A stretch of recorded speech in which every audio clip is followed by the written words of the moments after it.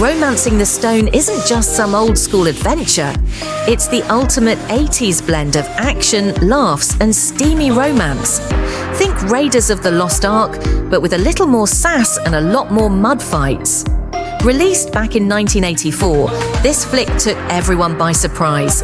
Director Robert Zemeckis, the guy who did Back to the Future, with Michael Douglas producing and starring, turned a $10 million gamble into over $115 million at the box office. Not bad for a wild treasure hunt in the jungle. The story kicks off with Joan Wilder, Kathleen Turner, a romance novelist who's way more comfortable with daydreams than danger. But when her sister's kidnapped down in Colombia and a mysterious treasure map shows up in the mail, Joan's carefully written life gets flipped upside down. She heads to South America, totally out of her element, and teams up with the rugged, charming Jack T. Colton, Michael Douglas, with that iconic hair. Together, they dodge goons, get muddy, and try to keep the crazy Ralph, Danny DeVito, and his crocodile-loving cousin Ira off their backs, all while falling for each other along the way.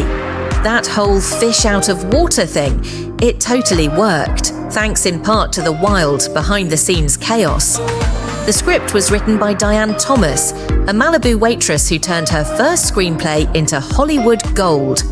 Tragically, her story ended too soon after a car accident in 1985, just as she was becoming a hotshot in the industry. Even the movie's making-of sounds like an adventure: constant rain, mudslides, actual dangerous wildlife, and on-set injuries. Kathleen Turner sued for plastic surgery costs after a nasty fall. Michael Douglas barely survived a snake bite, and yet all that mayhem fueled the movie's energy, raw and unfiltered in the final cut. Here's some fun trivia. The film's title comes straight from Jack's line. He swears he's not trying to romance that precious emerald from Joan. Ronald Reagan watched it at Camp David. The book version was released under Joan Wilder's name. And yes, if you look close, there are some delightful goofs, like a bendy rock wall during a vine swing and crew reflections here and there. The music, total adventure vibes. Alan Silvestri composed an energetic, romantic score, the kind that gets your heart pumping as the heroes leap over waterfalls and maybe into each other's arms.